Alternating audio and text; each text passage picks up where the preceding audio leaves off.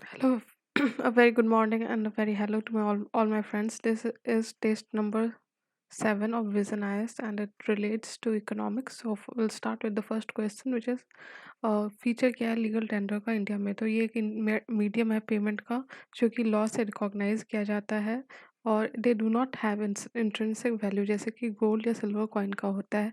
और वाले currency notes है इशूड बाय आरबीआई, कॉइन्स जो है वो इशू किया जाता है गवर्नमेंट के द्वारा। फिर इनिशियल पब्लिक ऑफरिंग के बारे में दोनों स्टेटमेंट गलत है कि जब कोई कंपनी अपना स्टॉक और बॉन्ड सेल करती है पहली बार तो वो प्राइमरी मार्केट में जाता है, इसलिए स्टेटमेंट 1 गलत है कि फिर फॉरेन इन्वेस्टर इंस्टीट्यूशनल इन्वेस्टर जो वो इन्वेस्ट कर सकता है सिक्योरिटीज़ में दोनों प्राइमरी और सेकेंडरी मार्केट में इंक्लूडिंग शेयर्स, डिवेंचर्स, वारंट्स और कंपनीज अनलिस्टेड और लिस्टेड और to be listed on a recognised stock exchange.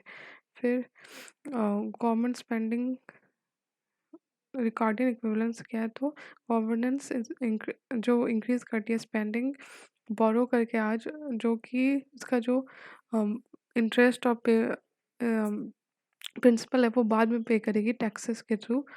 ये इकोनॉमी पे इम्पैक्ट करता है और उससे गवर्नमेंट का एक्सपेंडिचर इंक्रीज कर जाता है। That is financed by tax increase today. मतलब कि जो आज टैक्स इंक्रीज करने से इम्पैक्ट पड़ेगा वही इम्पैक्ट पड़ेगा फ्यूचर में, तो उसको कहते हैं रिकॉर्डियन इक्विवेलेंस। फिर नेक्स्ट है रिजर्व आरबीआई का लैंड ऑफ लास्ट रिजॉर्ट जो है कहा जाता है क्योंकि वो प्रोवाइड करता है facilities to the banks at all times. ठीक है। और स्टेटमेंट 2 गलत है क्योंकि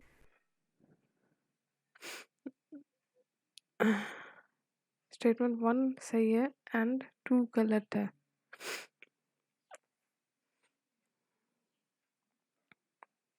ये जो है सेकंड वाला ये इसका लैंड ऑफ लास्ट रिजॉर्ट वाला रूल नहीं है, ये बैंकर टू द गवर्नमेंट वाला रूल है। बैंकर टू द गवर्नमेंट नहीं, सॉरी, ये एक अलग रूल है, it doesn't comes under lender of last resort. FSDC जो है ये एड्रेस करता है inter regulatory coordination issue financial sector में और इसको हेड करता है फिनांस मिनिस्टर ऑफ इंडिया। ठीक है। 6 है कि जो इन्फ्लेशन है उसको कंट्रोल करने के लिए क्या किया जा सकता है तो कर्टेल कर सकते हैं गवर्नमेंट एक्सपेंडिचर, चीपर लोन और टैक्स बेनिफिट से और इन्फ्लेशन बढ़ेगा।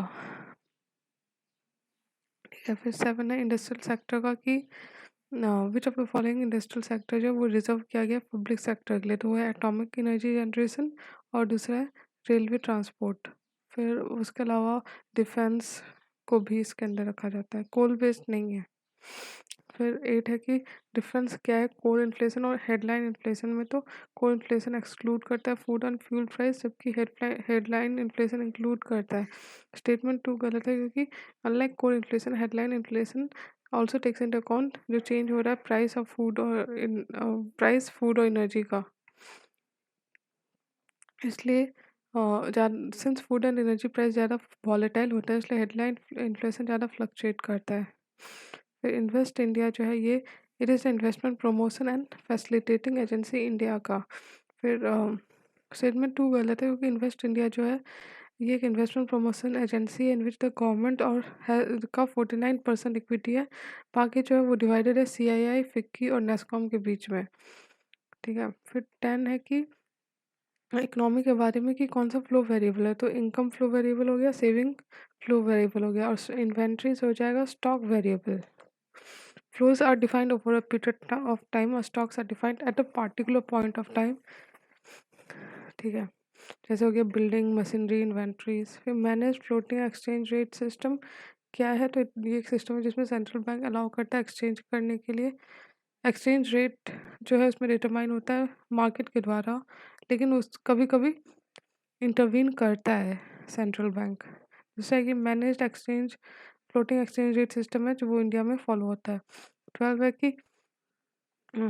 एग्रीकल्चर और उसका अलाइड सेक्टर के बारे में है, तो पोल्ट्री जो है उसका अकाउंट है सबसे ज़्यादा 58%, उसके बाद कैटल और बफेलो 24%, गोट और सिर्फ 16% और पिग्स 1%।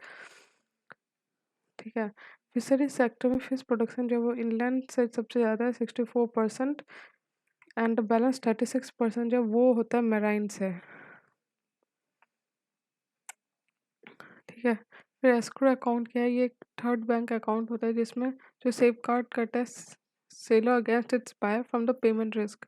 मतलब कि ये थर्ड पार्टी है जो अपना अकाउंट खोलता है और उसमें पेमेंट दिया जाता है ताकि जब गुड डिलीवर होगा तो वो ट्रांसफ़र हो जाएगा। फिर 14 है हिंदू रेट ऑफ ग्रोथ, क्या तो ये स्लगिश रेट ऑफ ग्रोथ था इकोनॉमी का 1991 में इकोनॉमिक रिफॉर्म्स में।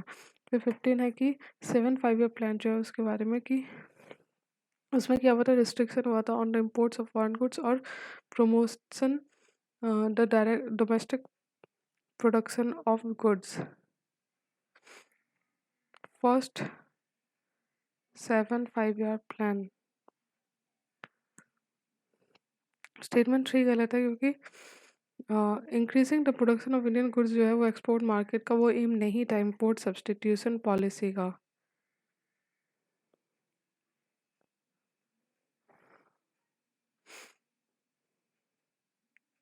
इसलिए 1 और 2 सही है। फिर 16 है का दोनों गलत है क्योंकि which refers to the performance of Indian agriculture 1991 और 2000 के बीच में इकोनॉमिक रिफॉर्म के बाद एग्रीकल्चर जो है वो उसका ग्रोथ हुआ 3.3% में 1992 2001 के बीच में, जबकि ये 3.6% है 1980 और 91 के बीच में। और फॉर 2002 और 7 एंड 2007 एंड 12 जो ग्रोथ रेट है वो 2.3% और 3.2%। तो economic reforms after 1991 have not been able to benefit agriculture, वहाँ पे ग्रोथ डी एक्सलरेट हो रहा है, इसलिए स्टेटमेंट 1 गलत है। फिर स्टेटमेंट 2 गलत है क्योंकि एग्रीकल्चर जो है 24% था जीडीपी का 1991-92 में, वो हो गया 23%, 93-94 में 19% हो गया 99 में, और 12% हो गया 2009-10 में। ठीक है। 17 है बैलेंस ऑफ पेमेंट के बारे में कि ये एक रिकॉर्ड है ट्रांजैक्शन का जो कि रेजिडेंट ऑफ अ कंट्री और जो बाकी दुनिया के बीच में होता है। ये independence, it is not independence on the currency जिससे ट्रांजैक्शन हो रहा हो, उससे पे डिपेंड नहीं करता। 18 है कि स्ट्रक्चरल इन्फ्लेशन क्या है, तो स्ट्रक्चरल इन्फ्लेशन है कि जिसमें डिक्रीज हो रहा है money supply in the economy could not control the food inflation as increase in the price जो है वो स्क्यूड है एमएसपी पॉलिसी के कारण, और जो डिस्टॉर्शन है एपीएमसी के भाग एक्ट के कारण और कोल्ड स्टोरेज के कारण। ऐसा अगर कोई इन्फ्लेशन होता है जो इन सब रीजन से होता है उसको स्ट्रक्चरल इन्फ्लेशन कहता है। मतलब कि स्ट्रक्चरल इन्फ्लेशन होता है सप्लाई बॉटलनेक और लैक ऑफ इंफ्रास्ट्रक्चर के कारण। फिर 19 है फिनेंशियल मार्केट इंफ्रास्ट्रक्चर के बारे में कि इट इज़ यूज्ड किसके लिए, द पर्पस ऑफ क्लियरिंग और सेटलिंग या रिकॉर्ड करने के लिए पेमेंट सिक्योरिटीज डेरिवेटिव्स या फाइनेंशियल ट्रांजैक्शन। जो रियल टाइम ग्रॉस सेटलमेंट है वो डिज़ाइन किया गया है फाइनेंस मिनिस्टर ऑफ इंडिया के द्वारा। फिर मैक्रो इकोनॉमिक स्टेरलाइजेशन क्या है, स्टेरलाइजेशन जो है ऑपरेशन आरबीआई का न्यूट्रलाइज करने के लिए इफेक्ट्स जो एक्सेस इनफ्लो होता है फॉरेन इन्वेस्टमेंट का इकोनॉमी में। The government of a nation performs it's income distribution function कैसे, तो टैक्स के थ्रू और ट्रांसफ़र पेमेंट्स के थ्रू। ट्रांसफ़र पेमेंट मतलब जैसे इज़ अ पेमेंट मेड और income received in which goods और सर्विस जो वो पे किया जाता है सच एज सब्सिडी देना। ठीक है। और जो ये on the other hand there में भी टाइम जहाँ पे एक्सपेंडिचर एक्सीड करता है अवेलेबल आउटपुट से under condition of high employment और उससे इन्फ्लेशन होता है। ऐसे सिचुएशन में restricted condition are needed to reduce demand. This constitutes the stabilisation requirement domestic economy के लिए। फिर 22 है कि मिस्टर एक्स जो है वो ट्रेवल करते हैं city A to city B, वहाँ पे वो फर्स्ट क्लास टिकट लेते हैं राजधानी का, और टिकट ट्रेन से निकलने के बाद लोकल टैक्सी लेते हैं एक पब्लिक पार्क तक जाने के लिए जो कि हमेशा ओपन है, और वहाँ पे सीनरी ड्रॉ करने लगते हैं। तो विच ऑफ द फॉलोइंग में be classified as public goods by enjoyed by mister X, तो पब्लिक पार्क होगा। जो पब्लिक गुड प्रोविज़न है वो जो फिनांस किया जाता है बजट से और अवेलेबल होता है डायरेक्ट पेमेंट के थ्रू, मतलब without any direct payment. Train journey जो है वो पब्लिक प्रोविज़न है, लेकिन पब्लिक पार्क ऐसा नहीं होगा। दिस गुड्स में B produce directly government management के अंदर या फिर प्राइवेट सेक्टर के द्वारा। स्टेटमेंट 20 है जीडीपी डिफ्लेटर के बारे में, इसका दोनों सही है क्योंकि ये एक रेशियो है जिसमें जीडीपी मेजर होता है current price to GDP measured at constant price. ये ऑटोमेटिकली रिफ्लेक्ट करता है चेंज किसमें, तो कंजम्पशन पैटर्न और स्ट्रक्चरल ट्रांसफॉर्मेशन इकोनॉमी का। फिर डिसइन्फ्लेशन क्या है, तो ये स्लो डाउन है rate of, it is a slow down in the rate of increase of the general price level of goods and services. Disinflation ये एक टेम्परेरी स्लो डाउन है इन्फ्लेशन का। डिफ्लेशन होगा कि वो decrease in general price level economy में, जबकि डिस्फ्लेशन हुआ कि जब प्राइस इन्फ्लेशन स्लो होता है, धीरे होता है उसका पेस। 25 है कि इन द प्रोडक्ट मैटर और gross value addition matter added method the GDP is calculated by adding gross value added सारे फॉर्म्स का इकोनॉमी में। कौन क्या क्या यूज़ किया जाता है ग्रॉस वैल्यू एडिशन में, तो ग्रॉस वैल्यू एडिशन में यूज़ होता है सेल्स कितना हो रहा है फॉर्म का, चेंज कितना हो रहा है इन्वेंट्री, और वैल्यू कितना है इंटरमीडिएट गुड्स का जो यूज़ हुआ है। तो ग्रॉस वैल्यू एडिशन जो है वो value of sales by the firm plus value of change in inventories minus value of intermediatory goods used by the firm. This equation, ये जो इक्वेशन है डिराइव किया जाता है, change in inventories of a firm during a year is equal to production of the firm during the sale minus sale of the firm during the year. Net value added जो होता है firm का वो कैसे होता है, gross value addition minus depreciation of the firm. Dumping क्या है, ये एक प्रैक्टिस है जहाँ पे एक्सपोर्ट प्राइस है प्रोडक्ट का वो लेस होता है कॉस्ट ऑफ द प्रोडक्शन का होम कंट्री में। डिपार्टमेंट ऑफ कॉमर्स जो है यूनियन मिनिस्ट्री ऑफ कॉमर्स का, उसके पास एक डेडिकेटेड यूनिट है जिसका नाम है directorate general of anti dumping allied duties, जो इन्वेस्टिगेट करता है केसेस जहाँ पे domestic industry provides evidence dumping has been taking place, ना कि union ministry of finance. Union ministry of commerce करता है। फिर वाइबिलिटी गैप फंडिंग क्या है, तो ये ग्रांट है प्रोवाइडेड टू सपोर्ट प्रोजेक्ट जो कि इकोनॉमिकली जस्टिफाइड है लेकिन लैक करता है फिनेंशियल वाइबिलिटी। और प्राइवेट सेक्टर कंपनी जो है वो एलिजिबल होगी वाइबिलिटी गैप फंडिंग की अगर वो सेलेक्टेड होती है on the basis of open competitive bidding.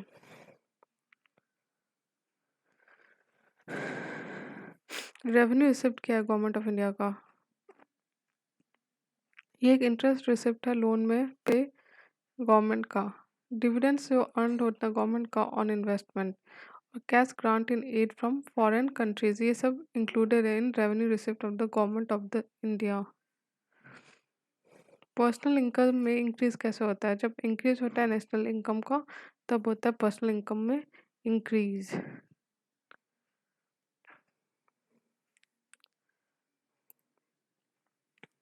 28 हुआ कि जो गवर्नमेंट रिसिप्ट है उसको दो डिवाइड होता है, एक तो रेवेन्यू रिसिप्ट और कैपिटल रिसिप्ट। और रेवेन्यू रिसिप्ट जो डिवाइड होता है टैक्स और नॉन टैक्स रेवेन्यू में। जो नॉन टैक्स रेवेन्यू होता है वो उसमें होता है इंटरेस्ट रिसिप्ट जो लोन दिया है गवर्नमेंट ने उस पर, फिर डिविडेंड एंड प्रॉफिट जो इन्वेस्टमेंट में दिया गवर्नमेंट ने फ्री और अदर रिसिप्ट, और cash grant in aid from foreign and international organisation. जबकि कैपिटल रिसिप्ट में होता है जो लोन रिकवर किया है गवर्नमेंट ने, फिर receipt on account of disinvestment on part of government equity, फिर market loans under the scheme of dated government securities और securities against small saving borrowings from IMF या वर्ल्ड बैंक, ये सब पे। फिर पर्सनल इनकम जो है वो जो है वो पार्ट ऑफ नेशनल इनकम है जो कि हाउस होल्ड द्वारा रिसीव किया गया। To calculate personal income you have to consider the following factors, undistributed profit, ये पार्ट है प्रॉफिट का which is earn by the firms और गवर्नमेंट एंटरप्राइज के द्वारा जो कि डिस्ट्रीब्यूट नहीं किया जाता among the factors of production.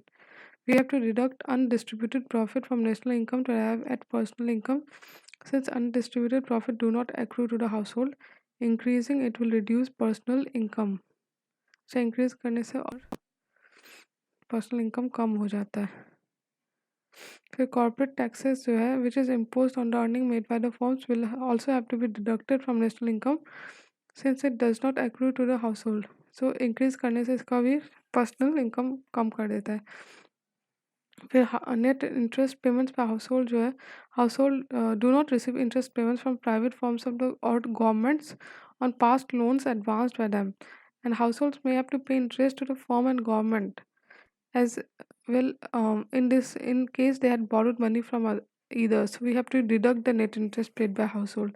Transfer payment जो है वो रिसीव किया जाता है हाउसहोल्ड के द्वारा, गवर्नमेंट और फर्म्स के द्वारा, और which have to be added to calculate the personal income.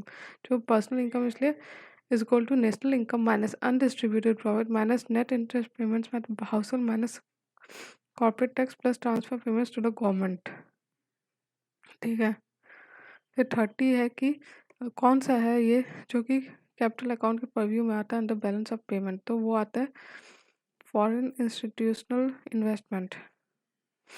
तो करंट अकाउंट और कैपिटल अकाउंट दो होता है। तो करंट अकाउंट जो है वो रिकॉर्ड करता है एक्सपोर्ट और इंपोर्ट। फिर trade in services denote an invisible trade includes both factor income,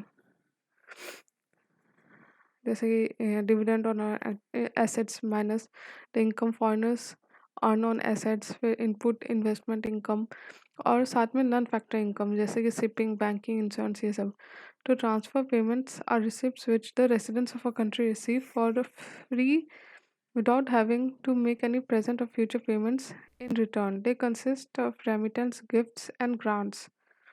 अच्छा, फिर कैपिटल अकाउंट क्या होगा? तो कैपिटल अकाउंट होगा वो जिसमें सेल ऑफ एसेट्स होता है such as money, stock, bonds etcetera. ठीक है। तो डिविडेंड ऑन फॉरेन एसेट्स जो है वो आ जाएगा करंट अकाउंट के अंदर, और गिफ्ट्स फ्रॉम अब्रॉड भी आ जाएगा करंट अकाउंट के अंदर। फिर 31 है कि पीयर टू पीयर लेंडिंग क्या है? ये पीयर टू पीयर लेंडिंग एक क्राउड फंडिंग का तरीका है जिसमें लोन रेज किया जाता है विदाउट सिक्योरिटी। इंटरेस्ट रेट जो है वो फिक्स किया जाता है गवर्नमेंट के म्यूचुअल एग्रीमेंट के द्वारा between the borrower and the lender. फिर टर्म पेमेंट क्या है? ये एक वन टाइम पेमेंट है to person was given or exchange no money, good or service for it. फिर 33 है कि हाई पावर्ड मनी क्या होता है? तो ये deposit held when hold held by government of India and commercial bank with RBI. फिर दूसरा जो करेंसी सर्कुलेशन में होता है पब्लिक और and public and vault cash of commercial bank, इसको हाई पावर्ड मनी कहते हैं। तो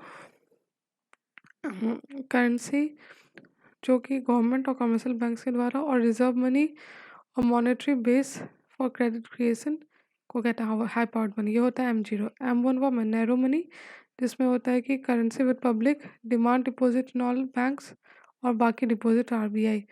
M2 हो गया M1 plus post office. M3 हो गया M1 plus time deposit. M4 हो गया M3 plus total post office deposit. फिर know your customer verification are mandatory किसके लिए? तो बैंकिंग के लिए, इक्विटी ट्रेडिंग के लिए, पेंशन के लिए, इंश्योरेंस सर्विस के लिए। होलसेल प्राइस इंडेक्स क्या है? तो ये इंडेक्स बास्केट है कमोडिटीज़ का जो 3 मेजर ग्रुप्स में आता है। एक तो प्राइमरी आर्टिकल्स, दूसरा फ्यूल एंड पावर और तीसरा मैन्युफैक्चर्ड प्रोडक्ट्स। WPI बास्केट जो है वो उस पर सर्विस नहीं आता है इसलिए 1 गलत है। फिर WPI जो है इंडिया में उसको हेडलाइन इन्फ्लेशन रेट भी कहा जाता है। Office of economic advisory DIPP ministry of commerce and industry calculate करता है WPI। और the wholesale price index calculated with 2011-12 base year does not include taxes in order to remove the impact of fiscal policy. तो indirect tax नहीं, do not include taxes.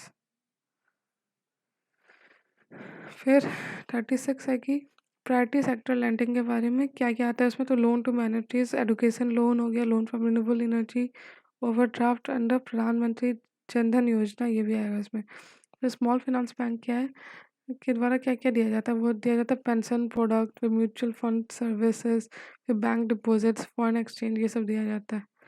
फिर Brayton would agreement conference जो हुआ था 1944 में, वो set किया था IMF एंड वर्ल्ड बैंक।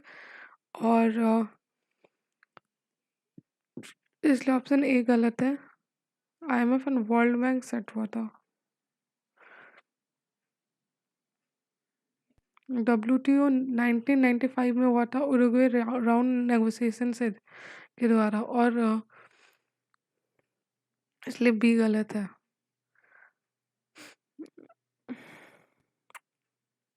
और ये international gold standard it was set up led to setting up of IMF and World Bank, जो कि it reestablished a system of fixed exchange rate.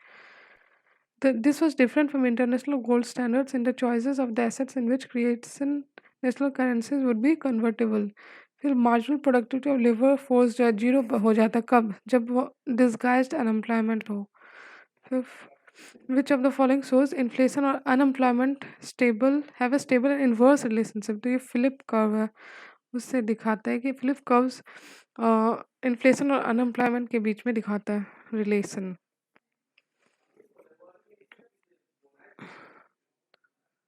41 होगा कि Mumbai inter bank bid rate जो क्या है, at which bank is the benchmark rate at which bank, जो कि would like to borrow from other banks.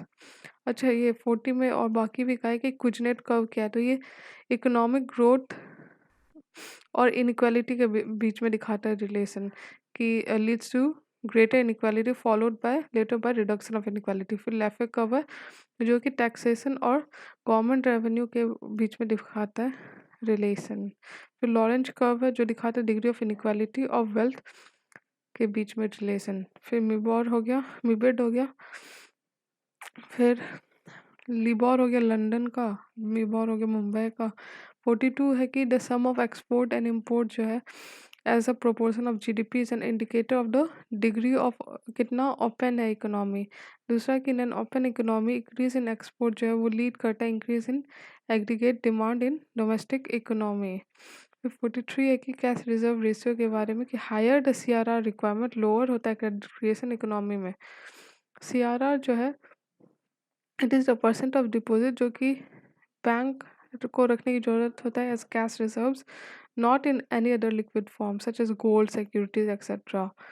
इसलिए वन गलत है। फिर in an open economic barter system operate successfully which of the following principle must be completely satisfied. तो इसमें double coincidence of want होना चाहिए। 45 कि इम्प्लीमेंट करने के लिए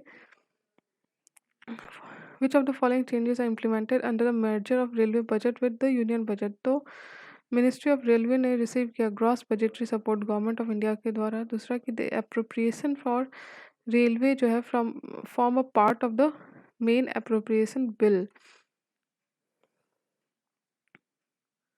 और इसके बाद ना there will be no dividend liability for railways from 2017-18। Ministry of railway will get gross budgetary support, इसलिए थ्री गलत है। जो 47 है कि डीम्ड एक्सपोर्ट बेनिफिट स्कीम क्या है, ये जो स्कीम है ये एप्लीकेबल है यूनिट्स ऑफ पेट्रोलियम रिफाइनरी और न्यूक्लियर पावर प्रोजेक्ट्स के लिए। तो डीम्ड एक्सपोर्ट जो है वो ट्रांजैक्शन होता है जिसमें good supply do not leave the country and payment for such supply जो रिसीव किया जाता है इधर इन इंडियन रुपी या फिर फॉरेन एक्सचेंज में।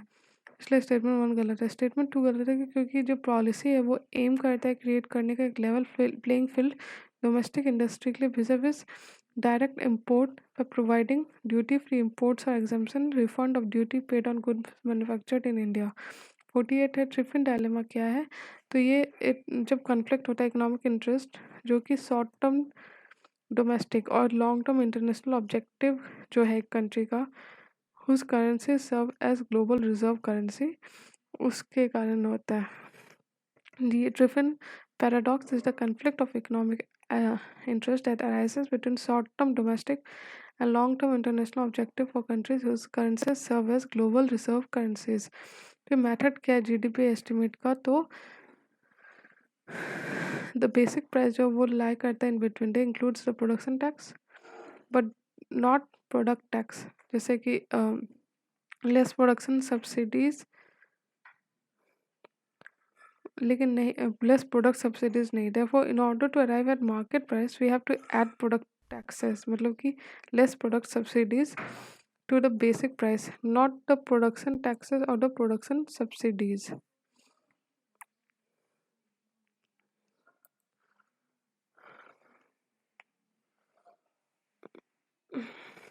फिर gross value added at basic price plus product taxes minus product subsidies is equal to gross value addition at market price, or gross value addition at factor cost plus production taxes minus product subsidies is equal to gross value addition at basic price. So the interplay between product taxes and product subsidies जो है वो determine करता है if gross value addition at basic price less होगा या ज़्यादा होगा.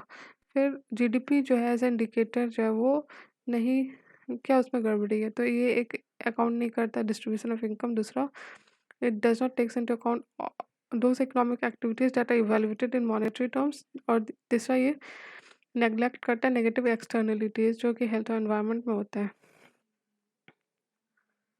जब 51 छोड़ दिया मैंने, 51 हुआ कि फर्स्ट 5 ईयर प्लान में जो एक्चुअल ग्रोथ रेट था वो एक्सीड किया गया था टारगेट रेट का जो सेट किया गया था.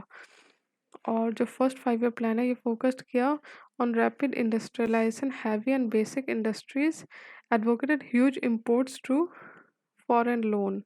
तो ये सेकेंड 5 ईयर प्लान है जिसने किया था रैपिड इंडस्ट्रियलाइजेशन के लिए. ठीक है. फिर जीडीपी का हो गया. फिर स्पेकुलेटिव डिमांड फॉर मनी क्या है? It is a demand for money as a store of wealth. ठीक है. फिर 54 है कि पब्लिक डेब्ट जो है थ्रू डोमेस्टिक बोरोइंग उससे क्या होता है, लेड टू इन्फ्लेशन होता है. प्राइवेट बोरोइंग क्राउड आउट करता है फिनेंशियल मार्केट से और इंक्रीज होता है एग्रीगेट डिमांड. फिर स्पेशल इकोनॉमिक जोन जो है ये एक स्पेशली डिमार्केट टेरिटरी है जहाँ पे टैक्स हॉलीडे दिया जाता है और एग्जाम्पशन दिया जाता है duties for exports and imports. एक जो मेजर ऑब्जेक्टिव है जो यूज़ होता है सेट करने के लिए स्पेशल इकोनॉमिक जोन, वो है अट्रैक्ट करने के लिए एफडीआई और फॉरेन एक्सचेंज अर्न करने के लिए. 56 है कि यूजुअल स्टेटस अप्रोच और करंट वीकली स्टेटस अप्रोच और करंट डेली अप्रोच ये क्या है? ये अनएम्प्लॉयमेंट यूज़ करने के लिए, मतलब कैलकुलेट करने के लिए. एनएसएसओ ने दिया यूजुअल स्टेटस अप्रोच हो गया 365 डेज, करंट वीकली स्टेटस हो गया 7 डेज और करंट डेली अप्रोच हो गया 7 days preceding the date of survey. ठीक है. और 57 है कि वेलोसिटी ऑफ मनी क्या है? ये है कि कितना बार नंबर ऑफ टाइम्स जो है मनी चेंज किया है hands during the unit period. इसको कहते हैं velocity of circulation of money. Hire this ये वेलोसिटी होगा उतना ही ज़्यादा total nominal value of transaction होगा इकोनॉमी में. एसएलआर क्या है? तो एसएलआर मैंडेटरी है सभी शेड्यूल्ड कमर्शियल बैंक्स के लिए. और नॉन मेंटेनेंस ऑफ एसएलआर जो है वो अट्रैक्ट करता है panel rate of interest bank को. और जो SLR, the facility comes with an additional rate of interest which is 0.25% higher than the repo rate. ठीक है. और स्टेटमेंट 2 गलत है क्योंकि in open market operation banks do not pledge SLR securities. SLR securities are placed only when the banks के पास enough securities नहीं होता है बोरो करने के लिए funds under liquid adjustment facility through OMO. तो ये कहता है मार्जिनल स्टैंडिंग फैसिलिटी. फिर कौन सा फिनेंशियल इंस्ट्रूमेंट है उसको सिक्योरिटीज क्लासीफाई किया गया है? वो है बॉन्ड्स और शेयर्स. फिनेंशियल इंस्ट्रूमेंट जो विच आर ट्रेडेबल और जो कि बॉट और सोल्ड किया जा सकता है उसको कहते हैं सिक्योरिटीज. जैसे कि शेयर्स हो गया, बॉन्ड्स हो गया. तो सिक्योरिटीज दो हो सकता है, कैपिटल मार्केट का भी और मनी मार्केट का भी. ठीक है. फिर 60 है कि महालनोबिस जो मॉडल था उसने सेकेंड 5 ईयर प्लान में क्या अडॉप्ट किया? वो large scale industries development related था. फिर IIP जो है इंडेक्स ऑफ इंडस्ट्रियल प्रोडक्शन, उसमें क्या क्या है? तो उसमें माइनिंग, मैन्युफैक्चरिंग और इलेक्ट्रिसिटी ये तीनों कवर्ड है. फिर पार्टिसिपेटरी नोट्स जो है उसका है कि the investors in P notes है वो डिराइव करता है economic benefits of investing in security without actually owning it.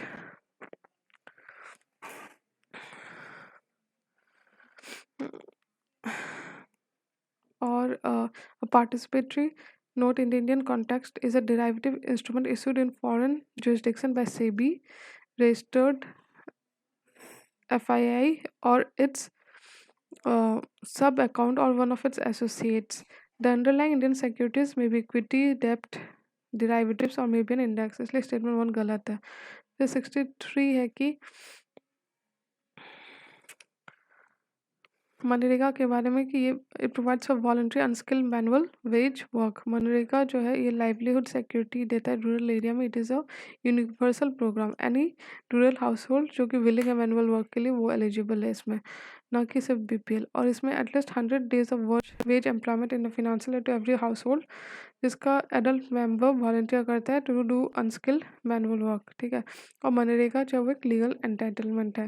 फिर 64 है फिजिकल डेफिसिट के बारे में कि जब एक्सेस हो जाता है total expenditure over revenue receipt and non डेब्ट क्रिएटिंग कैपिटल रिसिप्ट तब होता है। फिर उस समय बोरोइंग जो है आरबीआई का from RBI abroad as well as net borrowing at home, ये फिजिकल डेफिसिट कहा जाता है।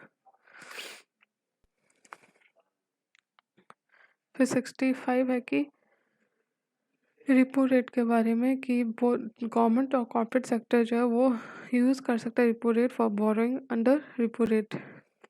रिपो एक इंस्ट्रूमेंट है for RBI for borrowing funds by selling securities of the central government. Okay, 4 type of repo होता है depending on maturity, जैसे कि ओवरनाइट हो गया, टर्म रिपो हो गया, ओपन मैच्योरिटी हो गया और फ्लेक्सिबल रिपोज हो गया,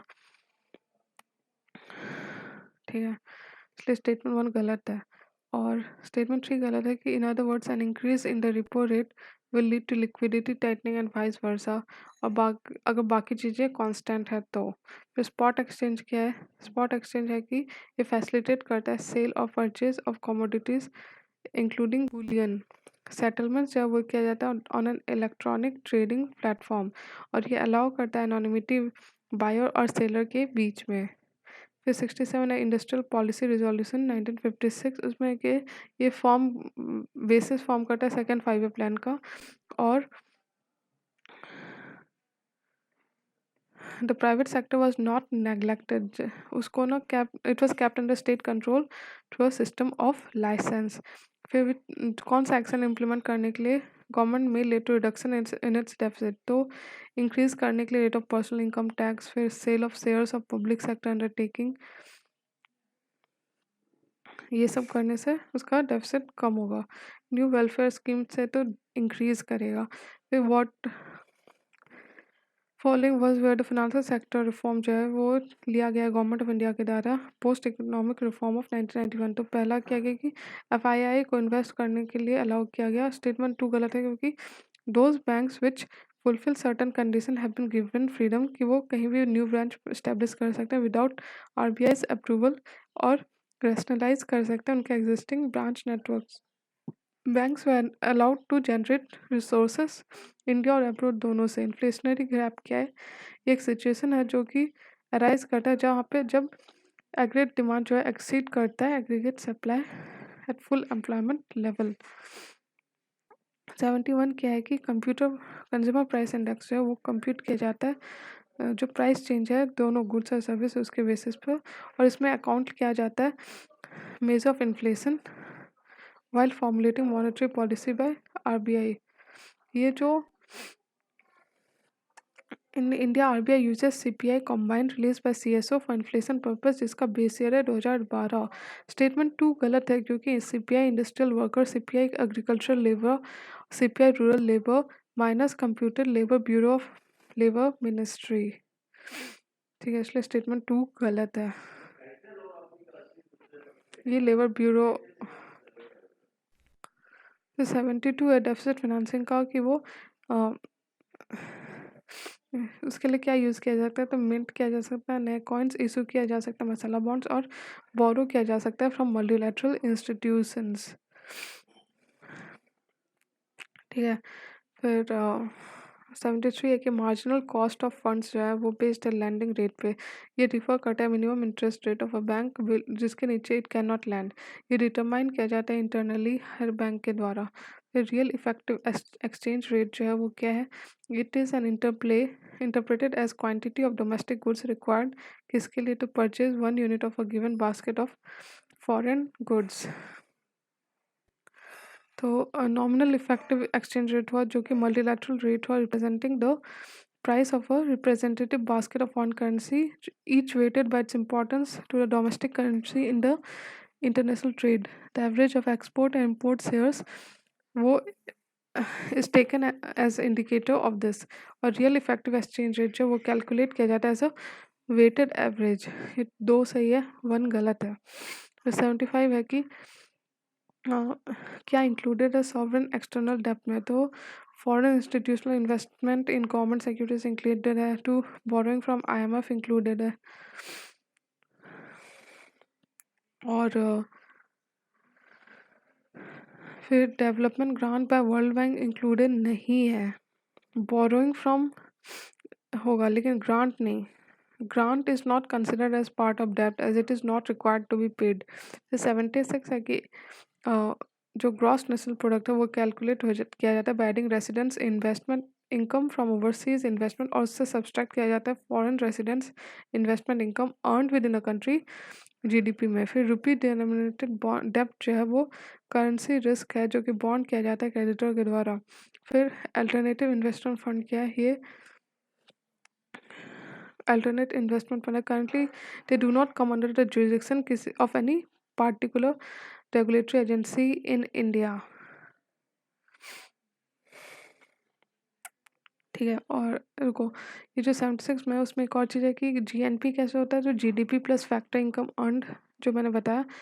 तो और हाँ 76 हो गया, 77 हो गया, 78 है कि in India alternate investment fund जो वो डिफाइन किया जाता है in regulation 21B of securities and exchange board of India regulation 2012।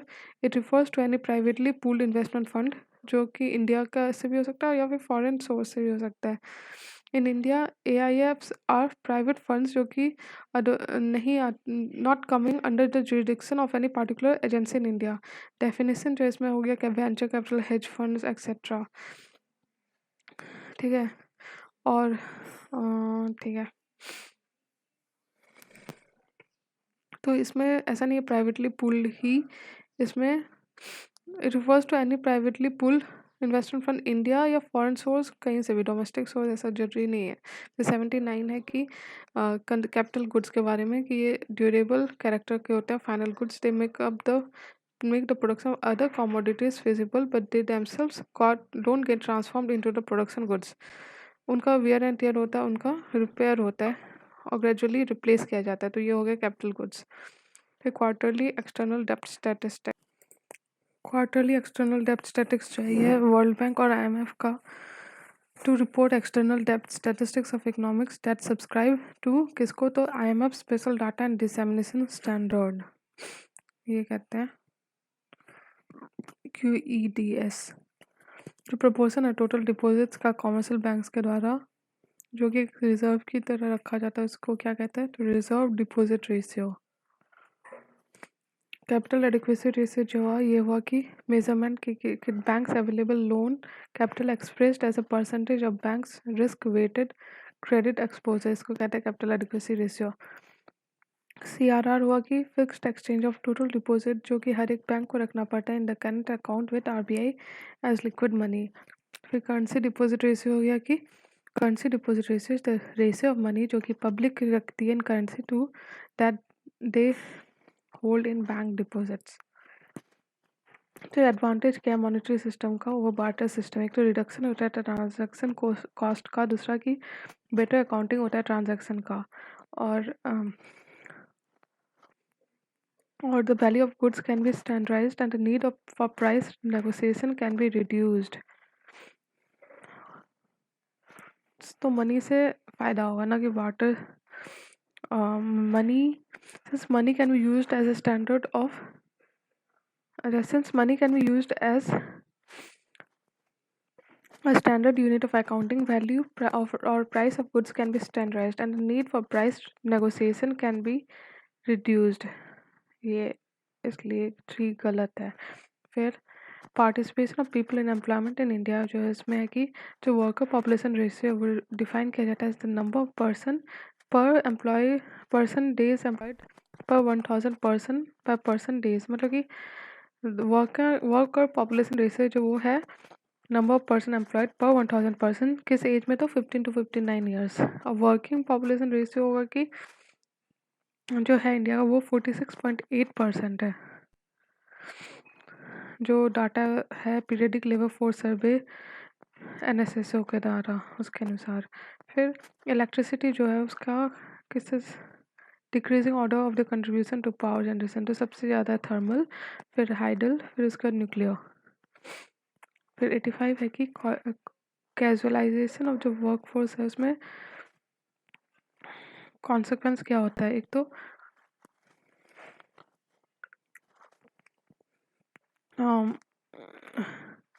casual workers are defined as those who work for others in farm or non-farm enterprise and are paid wages that are daily or periodic in nature. All daily wage earning employees and some categories of contract employees are casual laborers. इसलिए statement one गलत है। Wage labor, paid labor is largely non-unionized due to casual and seasonal nature of employment and scattered location of enterprise, इसलिए statement to गलत है। Statement three सही है कि इससे रिड्यूस एम्प्लॉयमेंट बेनिफिट्स होता है, जैसे कि सिक लीव हो गया। फिर डिपॉजिटरी रिसिप्ट क्या है, ये एक फाइनेंशियल इंस्ट्रूमेंट है जो कि रिप्रेजेंट करता है सिक्योरिटीज इस जो कि कंपनी इशू करती है इन अ फॉरेन जुरिस्डिक्शन।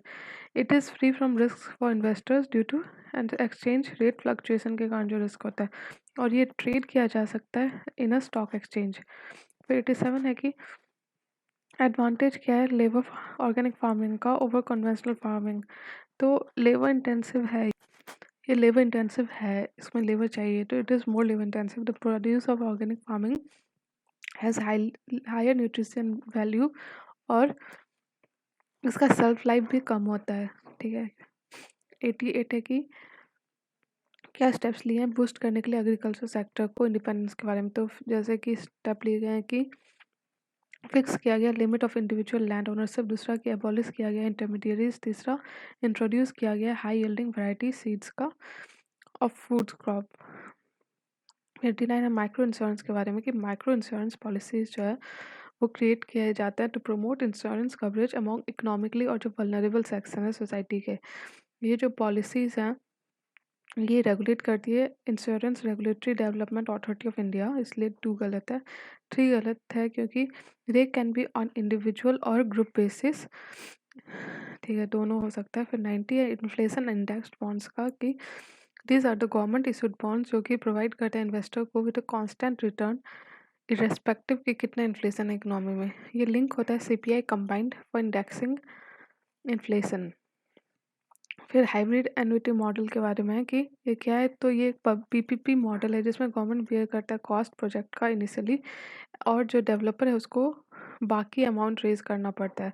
जो कॉस्ट है वो बॉन्ड किया जाता है developer is repaid by the government after the completion of the project. कैसे, तो एनुअल पेमेंट के थ्रू। जो build operate and transport transfer model है इसमें डेवलपर बिल से हाईवे ऑपरेट करता है उसको स्पेसिफिक ड्यूरेशन के लिए, फिर ट्रांसफर करता है गवर्नमेंट को वापस। बॉट टॉल मॉडल है कि road developer constructs a road and is allowed to recover his investment through toll collection. ठीक है, this toll collection will be over a long period which is nearly 30 years. फिर engineering procurement and construction model हो गया कि the cost of the cost is completely borne by the government. Government invites bids for engineering knowledge from the private player. फिर हैम हो गया it is no toll right for the developer. फिर about payment banks.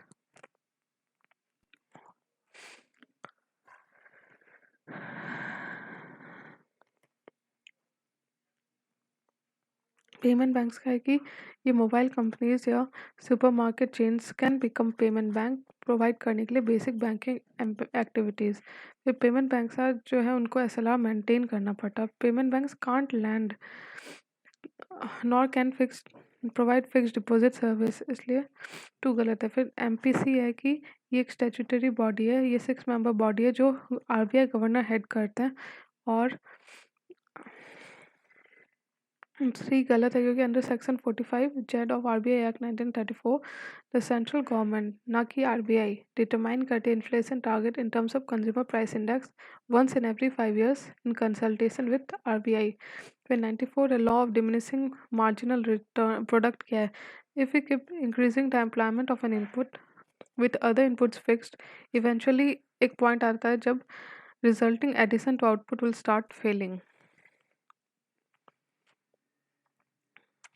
Reference to current energy consumption pattern in India, इन सबको consider करो तो non commercial energy जो है वो एनर्जी है which is available free of cost users को, जैसे कि फायरवुड हो गया, एग्रीकल्चर वेस्ट हो गया, ड्राइड डंग हो गया, ये अकाउंट करते 26% of the total energy consumption, इसलिए स्टेटमेंट वन गलत है।